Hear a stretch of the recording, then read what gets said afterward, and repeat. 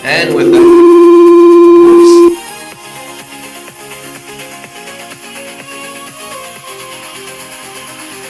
I knew I forgot something this afternoon. And we're up and operating. Welcome to a noisy Sunday night edition of Accessibly Live, the book club reading room. Hope everyone's having a good night tonight. Left the speakers up when I was testing equipment earlier, and a little bit of feedback. And I love feedback. Love to get feedback from you guys. Welcome. Tonight, chapters 9 and 10 of the very good Picture of Dorian Gray by Oscar Wilde. Hope everyone is enjoying the book. We are at chapters 9 and 10, halfway there to the end. As you guys remember, we would love to be doing more chapters, but I don't want to bore the daylights out of you because they are 45-minute chapters each.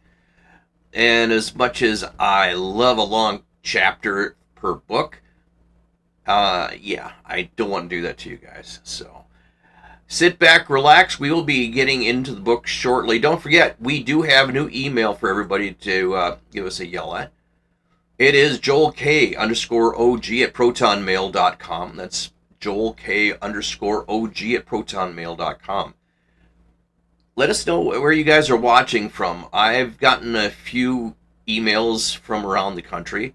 I know I've got people watching up in Vancouver, and I think somebody still over in Toronto. So welcome, everyone. By the way, I am recording this, and this is live here on the 19th of July. We just had Spain win the World Cup, and congratulations to Spain and all members of the team. They did a great job. It was a tough match between them and Argentina, so congratulations to them. I like Proton Mail. They are doing a nice job of keeping my information safe and not selling it to everybody under the sun. When you get a chance, don't forget, please like and subscribe. I would appreciate it. Let your friends know, those who like books, like long chapters, like nice, intriguing books. We do books here. We do live readings of public domain books here. We are in the process of figuring out at the end of this book what we will be doing for the next book. And trust me, it will be a lot smaller chapters and we'll get through it a little bit faster. But I appreciate everyone who stops in always. Thank you. We're into the final half of the second half of Picture of Dorian Gray. It's been interesting. You're going to start finding out what kind of person Dorian really is from this chapter forward. And as you saw last week, when the love of his life, he basically shot her down and treated her like garbage, and she decided to do away with herself. And he was in shock, but is he?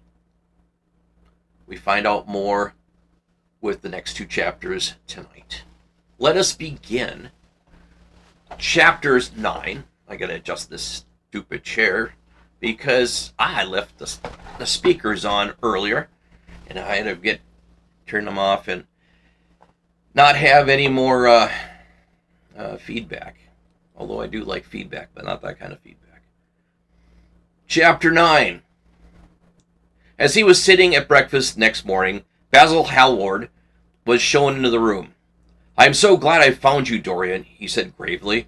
"I called last night, but they said that you were at the opera.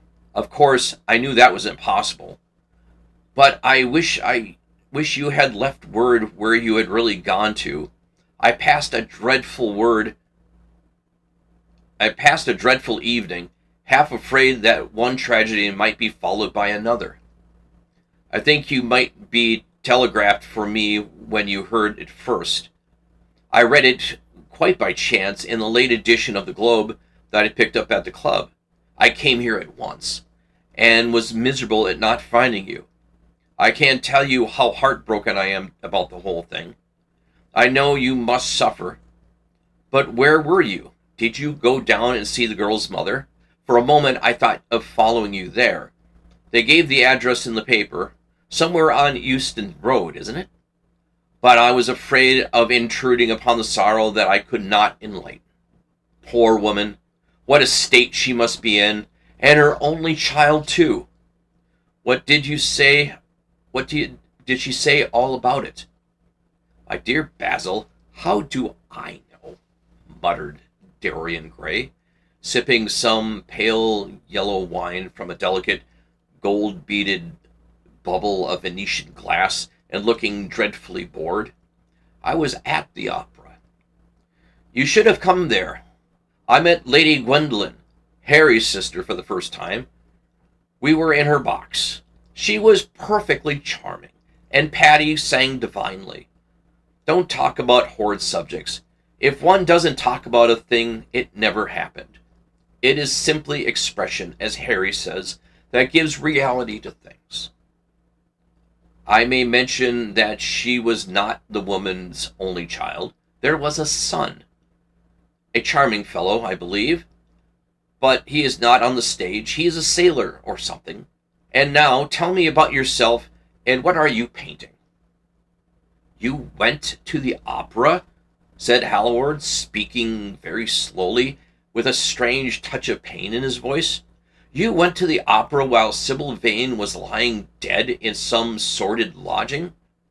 You can talk to me about other women being charming, and of Patty singing divinely, before the girl you loved has even the quiet in the grave to sleep in.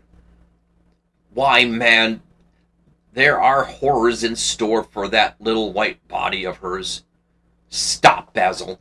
I won't hear it," cried Dorian, leaping to his feet. "You must not tell me about things. What is done is done. What is past is past." "You called yesterday the past. What has the actual lapse of time to do with it? It is only shallow people who require years to get rid of an emotion. A man who has master of himself can end a sorrow as easily as he invented a pleasure. I don't want to be at the mercy of my emotions. I want to use them. I want to enjoy them. I want to dominate them. Dorian, this is horrible. Something has changed in you completely. You look exactly the same wonderful boy who, day after day, used to come down to my studio to sit for his picture. But you were simple, natural, and affectionate then. You were the most unspoiled creature in all the world. Now, I don't know what has come over you. You talk as if you have no heart, no pity in you. It is all Harry's influence. I see that."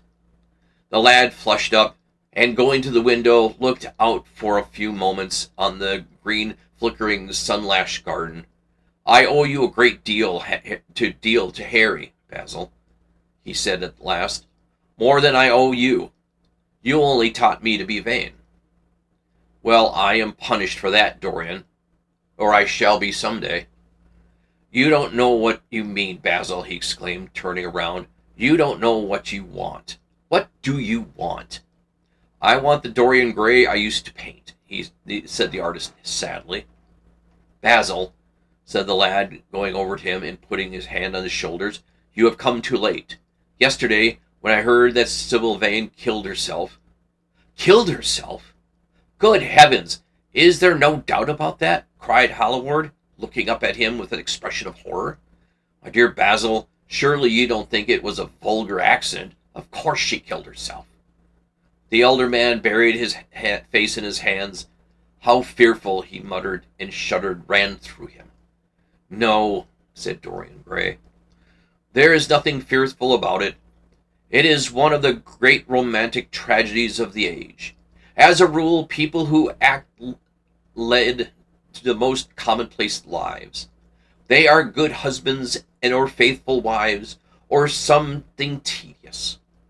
You know what I mean, middle-class virtue and all that kind of thing. How different Sybil was. She lived her finest tragedy. She was always a heroine, and last night she played, the night you saw her, she acted badly because she had known the reality of love. When she knew it was unreality, she died, as Juliet might have died. She passed again into the sphere of art. There is something of a martyr about her.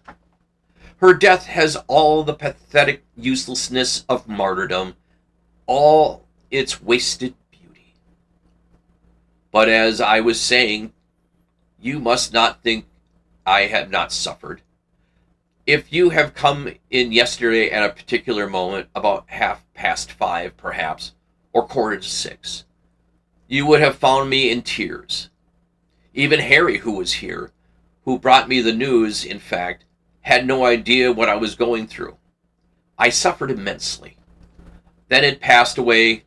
I cannot repeat an emotion. No one can, except sentimentalists. You are awfully unjust, Basil. You come down here to console me. That is charming of you.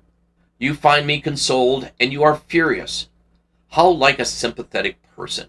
You remind me of a story Harry told me about a certain philanthropist who spent 20 years of his life in trying to get some grievance redressed or have some unjust law altered. I forgot exactly what it was. Finally, he succeeded, and nothing could exceed his disappointment. He had absolutely nothing to do, almost died anew, and became a confirmed misanthrope. And besides, my dear old Basil, if you really want to console me, teach me rather to forget what was happened, or to see from a proper artistic point of view. Was it not Gautier who used to write about the Consolation des Arts? I remember picking up a little vellum-covered book in your studio one day, and chanced upon the delightful phrase.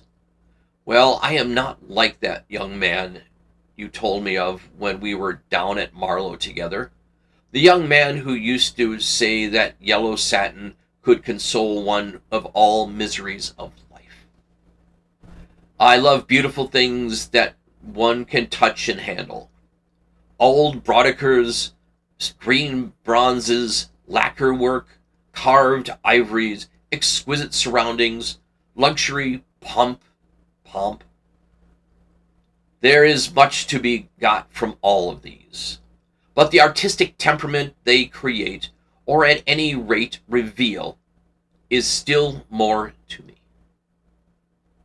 To become a spectator of one's own life, as Harry says, is to escape the suffering of life. I know you are surprised at my talking to you like this. You have not realized how I have developed. I was a schoolboy when you knew me. I am a man now. I have new passions, new thoughts, new ideas.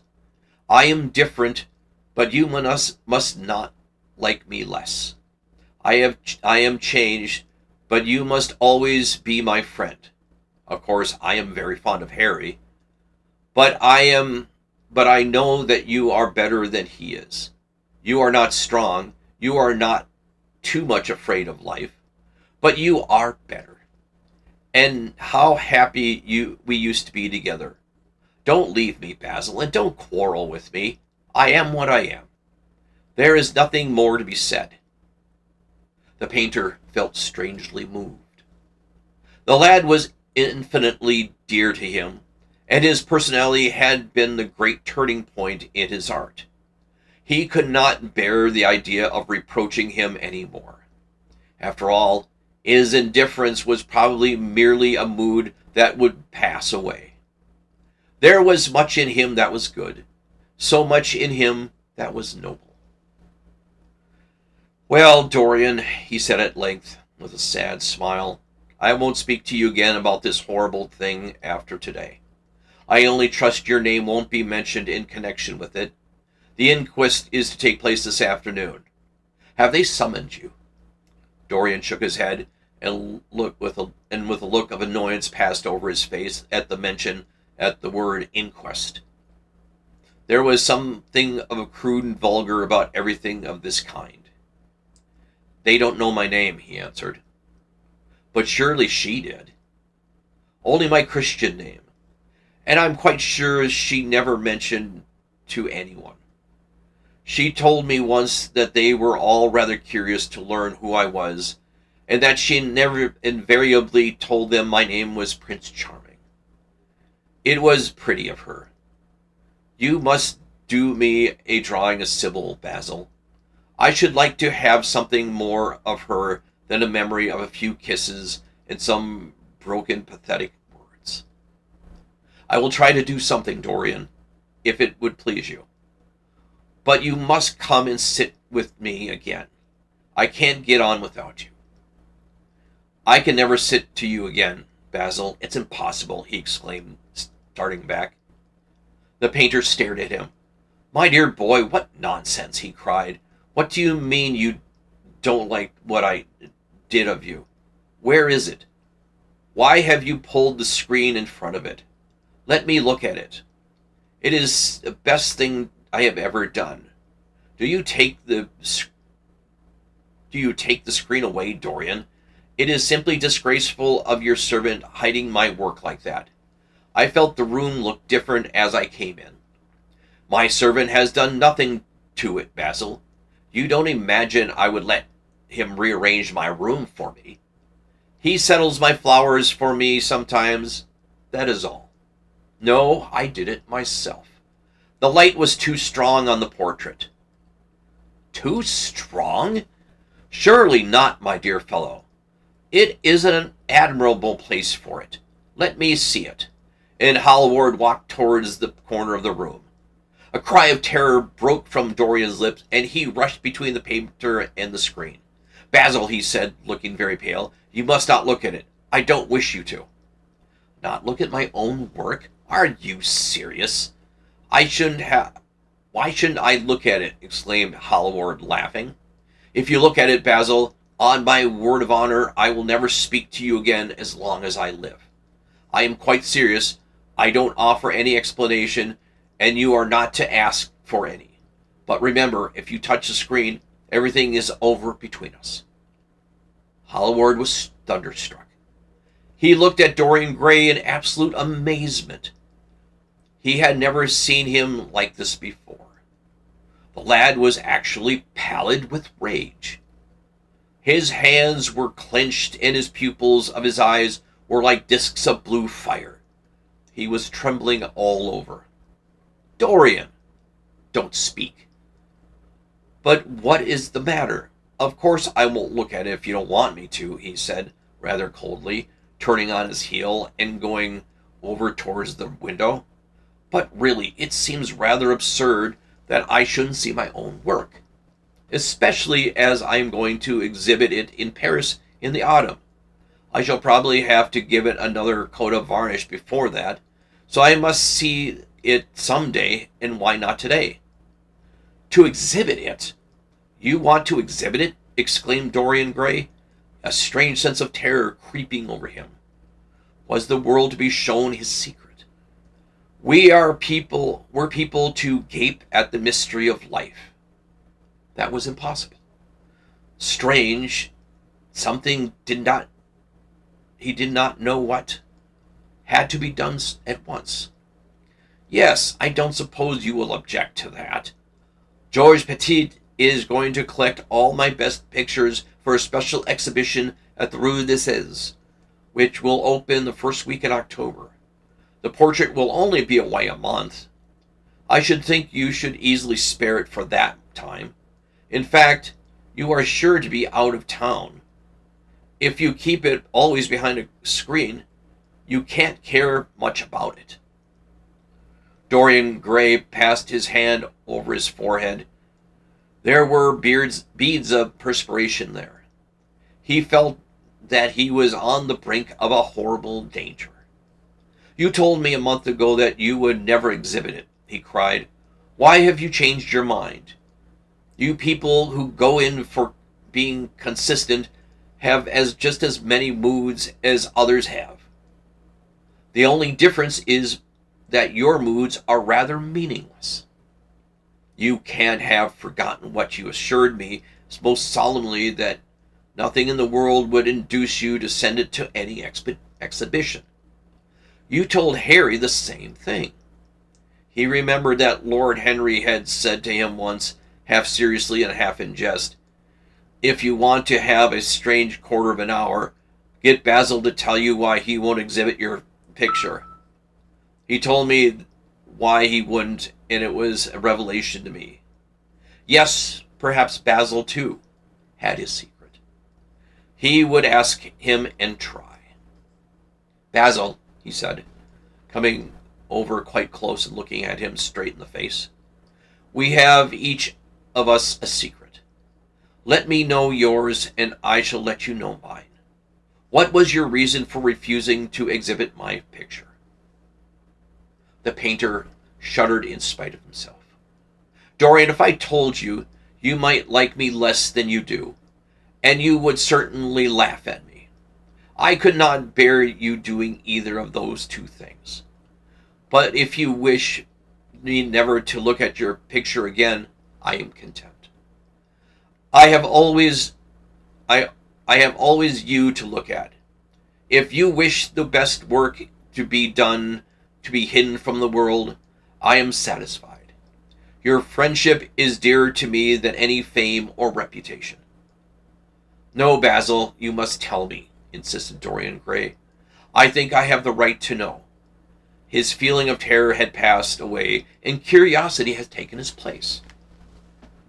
He was determined to find out Basil Hallward's mystery. Let us sit down, Dorian, said the painter, looking troubled. Let us sit down and just answer me one question. Have you noticed in the picture something curious? Something that you probably didn't strike you at first, but that revealed itself to you suddenly. Basil! Cried the lad, clutching his arm of his chair with trembling hands and seizing him with wild, startled eyes. I see you did. Don't speak. Wait till you hear what I have to say, Dorian. From the moment I met you, your personality had the most extraordinary influence over me. I was dominated, soul, brain, and power by you. You became to me the visible incarnation of that unseen ideal of whose memory haunts us artists like an exquisite dream. I worship you. I grew jealous of everyone whom you spoke about. I want you to know all to myself. I was only happy when I was with you. When you were away from me, you were still present in my art. Of course, I never let you know anything about this. It would have been impossible. You would have not understood. I hardly understood it myself. I only knew that I had seen perfection face to face, and that the world had become wonderful to my eyes, too wonderful perhaps, for in such mad worships there is peril, the peril of losing them, no less than the peril of keeping them. Weeks and weeks went on, and I grew more and more absorbed in you. Then came a new development. I had drawn you as Paris in dainty amour, and as Adonis with huntsman's cloak, and a polished boar spear. Crowned with heavy lotus blossoms, you had sat on the prow of Adrian's barge, gazing across the green turbid Nile. You had leaned over the still pool of some Greek woodland, and seen in the water's silent silver the marvel of your own face. And it had been what art should be, unconscious, ideal, and remote. One day, a fatal day, I sometimes think, I determined to paint a wonderful portrait of you as you actually are, not in the costume of dead ages, but in your own dress and in your own time. Whether it was the realism of the method or the mere wonder of your own personality, thus directly presented me without mist or veil, I cannot tell. But I know that as I worked at it, every fleck and film of color seemed to me to reveal my secret. I grew afraid that others would know of my idolatry. I felt, Dorian, that I had told too much, and that I had put too much of myself into it. Then it was that I resolved never to allow the picture to be exhibited. You were a little annoyed, but when you did not realize all that it meant to me, Harry, to whom I talked about it, laughed at me. But I did not mind that. When the picture was finished, and I sat alone with it, I felt that I was right. Well, after a few days the thing left my studio, and as soon as I had got rid of the intolerable fascination of its presence, it seemed to me that I had been foolish in imagining that I had seen anything in it. More than that, you were extremely good-looking, and I could paint it. Even now, I cannot help feeling that it is a mistake to think that the passion one feels in creation is ever really shown in the work one creates. Art is always more abstract than we fancy. Form and color tell us of form and color. That is all. It often seems to me that art conceals the artist far more completely than it ever reveals him. And so when I got this offer from Paris, I determined to make your portrait the principal thing in my exhibition. It never occurred to me that you would refuse. I see now that you were right. The picture cannot be shown. You must not be angry with me, Dorian, for what I have told you. As I told Harry once, you are made to be worshipped. Dorian Gray drew a long breath. The color came back to his cheeks, and smile played upon his lips. The peril was over. He was safe for the time. Yet he could not help feeling infinite pity for the painter, who had just made this strange confession to him, and wondered if he himself would ever be so dominated by the personality of a friend. But that was all. He was too clever and too cynical to really found it. Would there ever be someone who would fill him with a strange idolatry? Was that one of the things that life had in store? It is extraordinary to me, Dorian, said Hallward, that you should have seen this in the portrait. Did you really see it? I saw something in it, he answered, something that seemed to me very curious. Well, you don't mind my looking at the thing now? Dorian shook his head. You must not ask me that, Basil. I could not possibly let you stand in front of that picture. You will someday, surely. Never. Well, perhaps you are right. And now goodbye, Dorian.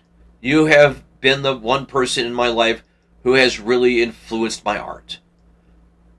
Whatever I have done that is good, I owe you. You don't know what it cost me to tell you all that I have told you. My dear Basil, said Dorian, what have you told me? Simply that you felt you admired me too much? That is not even a compliment. It was not intended as a compliment. It was a confession. Now that I have made it, something seems to have gone out of me. Perhaps one should never put one's worship into words. It was a very disappointing confession. Why, what did you expect, Dorian? You didn't see anything else in the picture, did you? There was nothing else to see. No, there is nothing else to see. Why did you ask? But you mustn't talk about worship. It is foolish. You and I are friends, Basil, and we must always remain so. You have got Harry, the painter said sadly. Oh, Harry, cried the lad with a ripple of laughter. Harry spends his days in saying what is incredible and his evenings in doing what is improbable. Just a sort of life I would like to lead. But still, I don't think I would go to Harry if I were in trouble. I would sooner go to you, Basil. You will sit for me again. Impossible. You spoil my life as an artist by refusing, Dorian. No man comes across two ideal things. Few come across one. I can't explain it to you, Basil, but I must never sit to you again. There is something fatal about a portrait. It has a life of its own. I will come and have tea with you. That will be just as pleasant. Pleasant for you, I'm afraid, murmured Hallward regretfully. And now, goodbye. I'm sorry you won't let me look at the picture once again. But that can't be helped. I quite understand what you feel about it. As he left the room, Dorian Gray smiled to himself. Poor Basil. How little he knew of the true reason. And how strange it was that, instead of having been forced to reveal his own secret, he had succeeded almost by chance in wresting a secret of his friend. How much that strange confession explained to him. The painter's absurd fits of jealousy, his wild devotion, his extravagant panegyrists, his curious reticence. To understand them all now, and felt sorry. He seemed to him to be something tragic in a friendship so colored by romance. He sighed and touched the bell. The portrait must be hidden away at all costs. He could not run the risk of discovery again. It had been mad of him to allow the thing to remain, even for an hour, in a room to which any of his friends had access. Chapter 10. Give me just a second, guys. The voice is a little craggy today.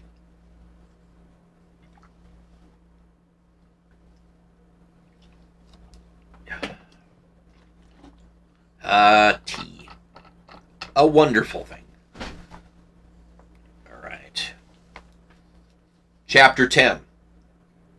When his servant entered, he looked at him steadfastly and wondered if he had thought of peering behind the curtain. The man was quite impassive and waited for his orders.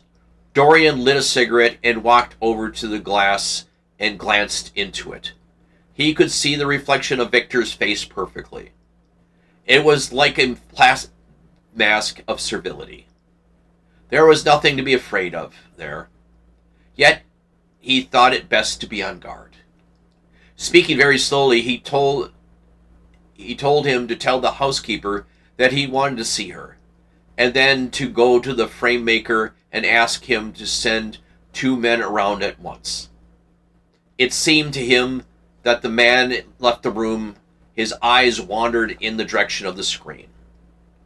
Or was it that merely his own fancy? After a few moments, in her black silk dress, with old-fashioned threaded mittens on her wrinkled hands, Mrs. Leaf bustled into the library. He asked her for the key of the schoolroom. "The old schoolroom, Mr. Dorian," she exclaimed. Why, it's full of dust. I must get it arranged and put it straight before you go into it. It is not fit for you to see, sir. It is not indeed." "I don't want it put straight, Leaf. I only want the key. Well, sir, you'll be covered with cobwebs if you go into it. Why, it hasn't been opened in nearly 5 years, not since his lordship died. He winced at the mention of his grandfather. He had hateful memories of him. That does not matter, he answered. I simply want to see the place. Give it all. Give me the key. And here is the key, sir, said the old lady, going over to the contents of her bunch with tremulous, uncertain hands. Here is the key. I'll have it off the bunch in a moment. But you don't think of living up there, sir. You so comfortable here. No, no, he cried petulantly. Thank you, Leaf. That will do. She lingered a few moments. It was garrulous over something detail of the household. He sighed and told her to manage things as best she thought. She left the room, wreathed in smiles. As the door closed, Dorian put the key in his pocket and looked around the room. His eyes fell on a large purple satin coverlet, heavily embroidered with gold, a splendid piece of late 17th century Venetian work that his grandfather had found in a convent near Bologna. Yes, that would serve to wrap the dreadful thing in. It had perhaps served often as a pall for the dead. And now it was to hide something that had a corruption of its own, worse than a corruption of death itself, something that would breed horrors and yet would never die. What the worms was to the corpse, his sins would be to the painted image on the canvas. They would mar its beauty and eat away its grace. They would defile it and make it shameful, and yet the thing would live on. It would always alive. He shuddered, and for a moment he regretted that he had not told Basil the true reason why he wished to hide the picture away. Basil would have helped him to resist Lord Henry's influence and the still most poisonous influences that came from his own temperament. The love that he bore him, for it was really love, had nothing in it but not noble and intellectual. It was not that mere physical admiration of beauty that is born of the senses and dies when the senses tire. It was such love as Michelangelo had known, and Montaigne had, and Winckelmann, and Shakespeare himself. Yes, Basil always could have saved him, but it was too late now. The past could always be annihilated. Regret, denial, or forgetfulness could do that. But the future was inevitable. There were passions in him that would find their terrible outlet, dreams that would make the shadow of their evil real. He took up from the couch the great purple and gold texture that covered it, and holding it in his hands, passed between the screen. Was the face on the canvas viler than before?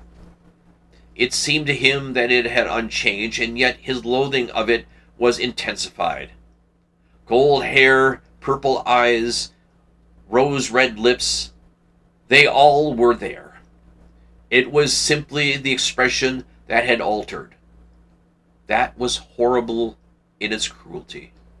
Compared to what he saw in it of censure and rebuke, how shallow Basil's reproaches about Sybil Vane had been. How shallow, and of what little account. His own soul was looking out for him from the canvas and calling him to judgment. A look of pain came across him, and he flung the rich pall over the picture. As he did so, a knock came to the door. He passed out as his servant entered. "The persons are here, monsieur." He felt that the man must have got rid of it at once. He must not be allowed to know where the picture was being taken to. There was something sly about him, and he had thoughtful, treacherous eyes. Sitting down at the writing table, he scribbled a note to Lord Henry and asked him to send round something to read, and reminded him that they were to meet at 8:15 that evening. "Wait for an answer," he said, handing it to him, "and show the men in here." In 2 or 3 minutes there was another knock, and Mr. Hubbard himself, the celebrated frame maker of South Audley Street, came in, with a somewhat rough-looking young assistant. Mr. Hubbard was a florid, red-whiskered little man whose admiration for art was considerably tempered by his inverted impartiality of the most of artists who he dealt with. As a rule, he never left his shop. He waited for people to come to him. But he always made an exception in favor of Dorian Gray. There was something about Dorian that charmed everybody. It was a pleasure even to see him. "What can I do for you, Mr. Gray?" he said, rubbing his fat, freckled hands. "I thought I would do myself the honor of coming round in person. I have just got a beauty of a frame, sir. Picked it up at a sale. Old Florentine. Came from Fonthill, I believe. Admirably suited for a religious subject, Mr. Gray. I am so sorry that I had given yourself the trouble of coming around, Mr. Hubbard. I shall certainly drop in and look at the frame, though I don't go in for much for present of religious art. But today I only want a picture carried to the top of the house for me. It is rather heavy, so I thought I would ask you to lend me a couple of your men." "No trouble at all, Mr. Gray. I am delighted to be of service to you. Which is the work of art, sir?" "This," replied Dorian, moving the screen back. "Can you move it, covering it and all, just as it is? I don't want to get it scratched going upstairs." "There will be no difficulty, sir," said the genial frame maker, beginning with his aid of his assistant to unhook the picture from the long brass chains which it was suspended. "And now, where shall we carry it to, Mr. Gray?" "I will show you the way, Mr. Hubbard, if you will kindly follow me. Or perhaps you'd better go in front. I'm afraid it is right at the top of the house. We will go up by the front stairs, and it is wider." He held the door open for them, and they passed out in the hall and began the ascent. The elaborate character of the frame had made the picture extremely bulky, and now and then, in spite of the obsequious protests of Mr. Hubbard, who had the true tradesman's spirit, disliked of seeing a gentleman doing anything useful, Dorian put his hands to it so as to help them. "Something of a load to carry, sir," gasped the little man when they reached the top of the landing, and he wiped his shiny forehead. "I am afraid it is rather heavy," murmured Dorian as he unlocked the door that entered into the room, into the keep, for him to As he unlocked the door that opened into the room that was to keep for him the curious secret of his life and hide his soul from the eyes of men. He had not entered the place for more than 4 years, not indeed since it used to be first a playroom when he was a child, then as a study as he grew somewhat older. It was a large, well-proportioned room, which had been especially built by the last Lord Kelso for use for his little grandson, whom his strange likeness to his mother, and also for other reasons, he had always hated and desired to keep at a distance. It appeared to Dorian to have changed very little. There was the huge Italian casino, with its fantastically painted panels and its tarnished gilded moldings, and which had so often hidden himself as a boy. There was a satin wood bookcase filled with his dog-eared school books. On the wall behind it was the hanging of the same ragged Flemish tapestry where the faded king and queen were playing chess in the garden, while the company of hawkers rode by, carrying hooded birds on their gauntleted wrists. How well he remembered it all. Every moment of his lonely childhood came back to him as he looked around. He recalled the stainless purity of his boy's life, and it seemed horrible to him that it was here that the fatal portrait was to be hidden away. How little he had thought, in those dead days, of all that was in store for him. But there was no other place in the house so secure from prying eyes than this.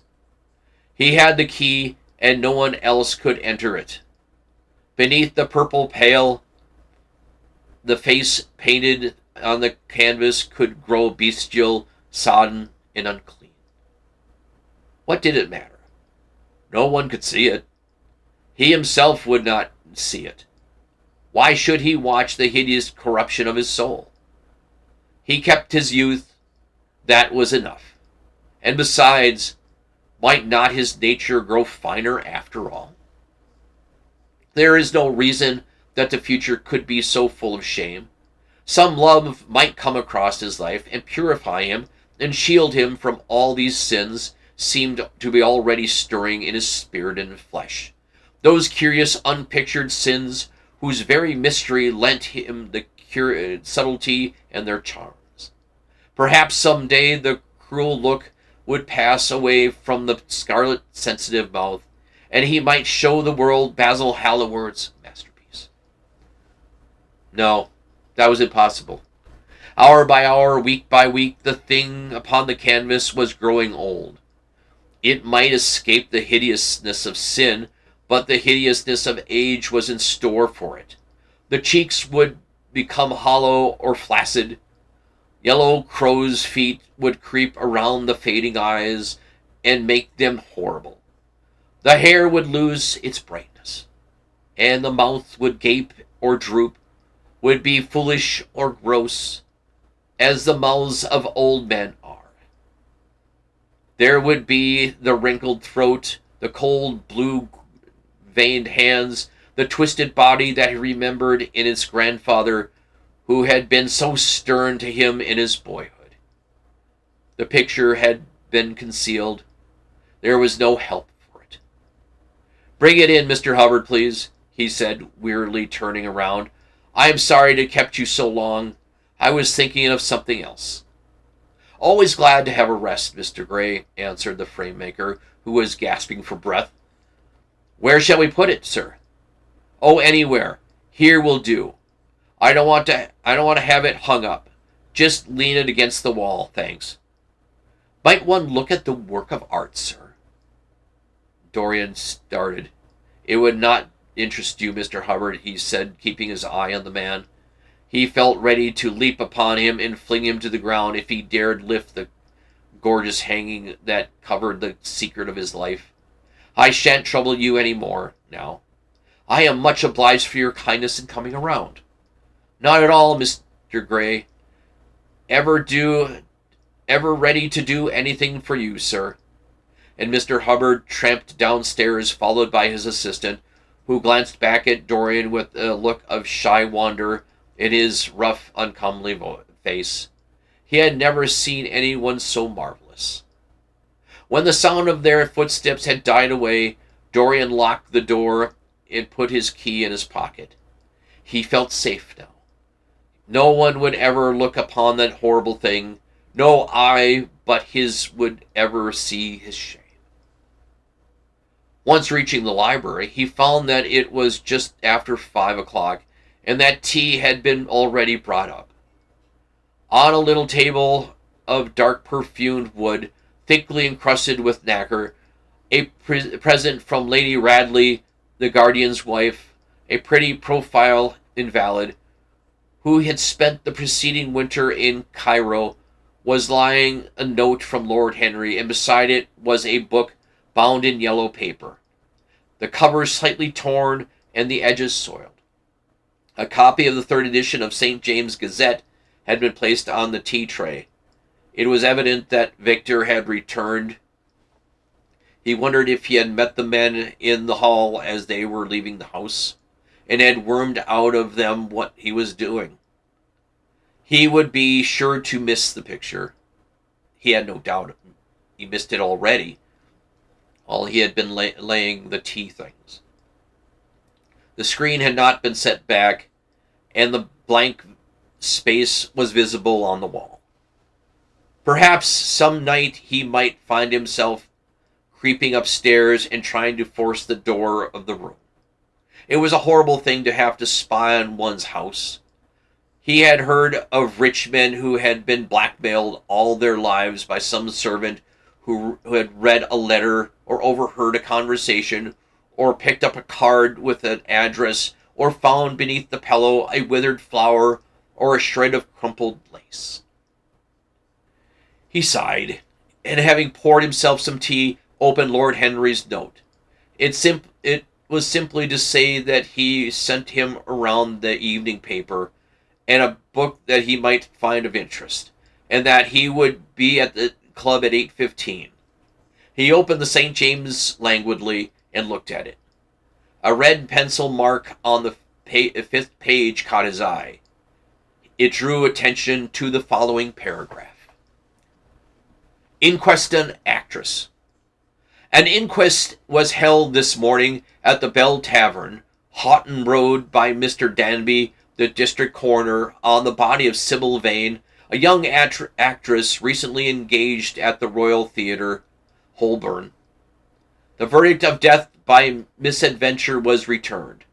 Considerable sympathy was expressed for the mother of the deceased, who was greatly affected during the giving of her own evidence, and that Dr. Burrill, who had made the post-mortem examination of the deceased. He frowned, tearing the paper in two, went across the room, flung the pieces away. How ugly it was all. How horribly real ugliness made things. He felt a little annoyed with Lord Henry for having sent him the report. And it was certainly stupid of him to have marked it with red pencil. Victor might have read it. The man knew more than enough English for that. Perhaps he had read it, and he begun to suspect something. And yet, what did it matter? What had Dorian Gray to do with Sybil Vane's death? There was nothing to fear. Dorian Gray had not killed her. His eye fell on the yellow book that Lord Henry had sent him. What it was, he wondered. He went towards the little pearl-colored octagonal stand that always looked to him like a work of some strange Egyptian bees that wrought in silver, and taking up the volume, flung himself into an armchair and began to turn over the leaves. After a few minutes he became absorbed. It was the strangest book he had ever read.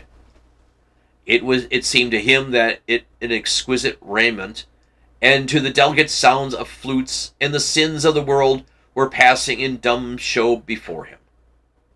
Things that he had dimly dreamed of were suddenly made real to him. Things of which he had never dreamed were gradually revealed.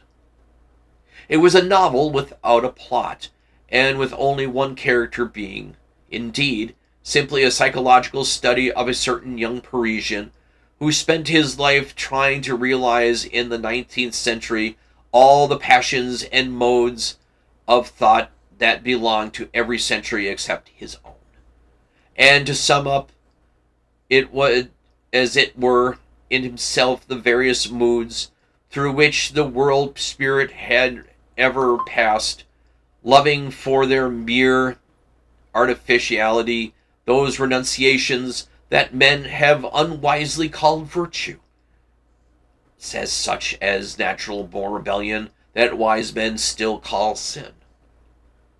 The style in which it was written was that curious jeweled style vivid and obscure at once, full of argot and anachronisms, of technical expressions and elaborate paraphrases that characterizes the work of some of the finest artists of the French school of symbolists.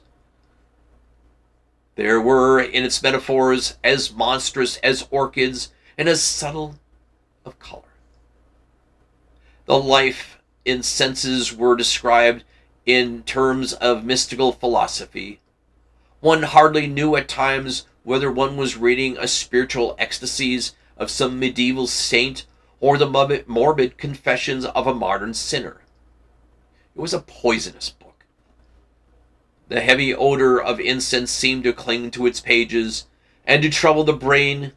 The mere cadence of the sentences, subtle monotony of their music, so full as it was of complex refrains and movements, elaborately repeated, produced in mind of the lad, as he passed from chapter to chapter, a form of reverie, a malady of dreaming that made him unconscious of the falling day and creeping shadows. Cloudless, and pierced by one solitary star, a copper-green sky gleamed through the windows. He read on by its wan light till he could read no more. Then, after his valet had reminded him several times of lateness of the hour, he got up, and going to the next room, he placed the book on the little Florentine table that always stood at his bedside, and began to dress for dinner. It was almost 9 o'clock before he reached the club, where he found Lord Henry sitting alone in the morning room, looking very bored. "I am sorry, Harry," he cried, "but really it was entirely your fault. That book you sent me so fascinated me that I forgot the time was going." "Yes, I thought you would like it," replied the host, rising from the chair. "I didn't say I liked it, Harry. I said fascinated me. There is a great difference." "Ah, you have discovered that," murmured Lord Henry, and they passed into the dining room. And that was chapters 9 and 10 of Oscar Wilde's classic novel, The Picture of Dorian Gray. Hope you guys are enjoying it. Hope you guys are enjoying the subtle changes that are going on with Dorian Gray throughout the stories, and how he's changing, and how he changes. His picture seemed to be changing. And how often will he start watching the idea of what's going on his picture? Will we see Dorian go back up the stairs to peer at his own self? It'll be interesting to see.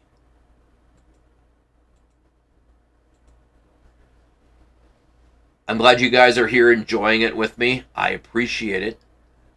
Don't forget, next week, we continue with the story, The Picture of Dorian Gray, chapters 11 and 12 here on the channel, starting at 8 o'clock Central Standard Time, as always, here on Twitch, and also on YouTube. Don't forget, when you have a moment, please like and subscribe. It helps us out 110%. It's nice to have new friends visiting, so if you give me a thumbs up and hit the like and then subscribe, and you will find out whenever we do the upload here onto YouTube or onto Twitch. Almost time for us to go. Once again, long chapters in The Picture of Dorian Gray. As we do with both the Thursday night show and the Sunday night show here, we do a final quote for the night. This one, without a lot of ego going through, is something I thought about a few months ago, and I revisited it recently, and I wanted to share it with you. Yes, it's a quote from me, believe it or not. Be brave enough to be bad at something new. Very simple. Try something incredibly different. Be brave at something. Be brave enough to be bad at something new. Many, many years ago, there used to be something known as cable access television. And I started doing a talk show. And we did music videos, we did poster giveaways, we did trivia with live phone calls. And it was an amazing time. And this show is the descendant, as it were, of that show I used to do on cable access television. Then a very good friend of mine took the show and ran with it for a couple more years while I went to work on another project. And then he took the show down to St. Louis, Missouri for quite a few years. Then folded the show and went out to California. And doing a great job, doing some great work out in California himself. And that's where Accessibly Live first came about. Nowadays, after 5 years on the Thursday show, nearly 5 years, and almost 4 years doing this show, we add nuance and different things for you guys to enjoy. A lot of different things. I had somebody recently ask me why I read the public domain books. Simply, somebody has to. There are people out there telling you that you can't read certain things, that you shouldn't be allowed to read certain things. They're trying to protect you from reading things. Why? Why is that? Why are they seemingly protecting you from things that you should have the decision to or not to read? Nobody should have the right to tell you what you can and cannot read. That is the heights of hubris. You have the right to stand up and flip a big middle finger at somebody and say, screw you, I want to read this, or no, I don't want to read if I don't have to. You have that opportunity. There's a lot of books that we cannot read here, but there are a lot of books like this book, Picture of Dorian Gray, that are in they're being removed from a lot of libraries because they are considered banned. Sorry. I want to read the book, and I want to read the book for you so you understand it's not that horrible of a book. It's a very good book, very good story. It is a book of tragedy for Dorian Gray, and it's going to get far worse as the chapters continue. And you wonder what the next steps will be. It is time for us to go. And as I said, be brave enough to, as the quote, be brave enough to be bad at something new. I did, and we're here. And I'm glad you're here with me. It's time to go. Be well, be safe, be kind. Take care of yourselves. Be safe with the weather. Be safe with the drift of the smoke coming from the wildfires. I'll tell you this, it's not pleasant, but I want you guys to all be careful and be safe. This coming Thursday, more talk conversation on the Thursday night conversation station, 7 p.m. Central Standard Time. And then next Sunday, once again, chapters 11 and 12 of The Picture of Dorian Gray. Time to go. Take care, all. We will see you all next Sunday for the next 2 chapters. Have a great rest of the week. Take care, all.